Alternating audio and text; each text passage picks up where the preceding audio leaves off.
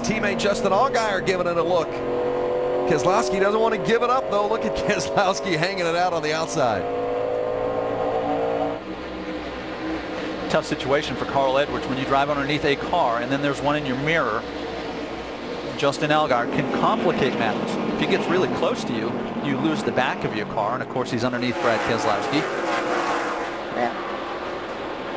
More on the 22 of Brad Keselowski. Rick DeBrule. I want to talk about the fact that Keselowski was saying that for the first couple laps of every stint, he says the car is just a little bumpy, it's hard to get a hold, but then it settles down. That's why the first couple laps he's sort of okay, and then after that he said things start to feel in, come in, and he's doing much, much better after that.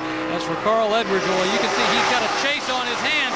Oh, we got a yellow flag on the track. Well, we've got a lot of cars getting piled up right on the front straight, and there's no room to go for several of them.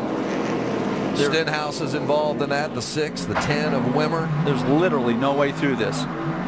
Jeff Green, the Shelby 40 Howard, see there. that, guys? He got in the big wreck last time here, and he's in it again. Turned around backwards at the start-finish line.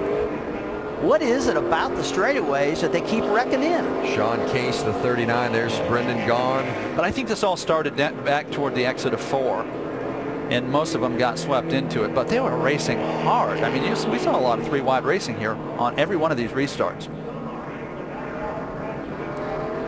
Well, a lot of torn up equipment there. The 11 car of Brad Sweet.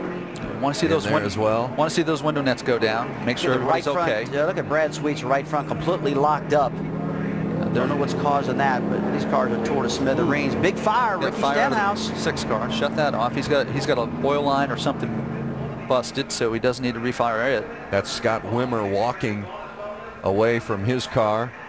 The all-black driver's suit. Good to see Shelby Howard get out of that ML Motorsports machine. Ricky Stenhouse there in the 6, climbing out. They've thrown the red flag. The front straight is just about completely blocked off either with cars or debris, so they have thrown the red, and they've stopped everyone on track.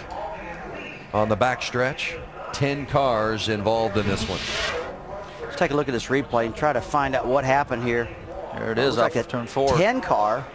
Gets hit from behind, maybe by the 6 car, Ricky Stenhouse, and then they all react. So a lot of times it isn't the action, it's the reaction. It actually looked to me like the 10 car of Scott Wimmer just flat got loose and got up alongside. Let's take one more look here. Yeah, that's a tough call. I'm not sure that Stenhouse actually got into him until after he was sliding, Rusty. You might be right. Watch it from the onboard of the 7 car of Danica Patrick. One of the tough parts for these cars is the cars trying to get through. You had one up high and one down low, and there wasn't much room to go through to miss any of the mess. Yeah, we thought that Danica Patrick, who we're riding with here, got through, but she actually got hit in the right rear. She got a pretty big hit here. Might have knocked the rear out of alignment. See if we can see where it all gets started here. Right there with the 10 car and everybody else just reacting to it. Boy, Josh Weiss got through there, Danica Patrick, Mike Wallace. They barely had enough room on the inside to get through, but what do we got here? 8-10 cars destroyed right now, guys. Rusty, how many times have you been in a wreck and it's because you saw the incident, you lifted, and the guy behind you didn't? Yeah, that happens a lot, you know. Chain reaction. It happens on the 5 out in California a lot.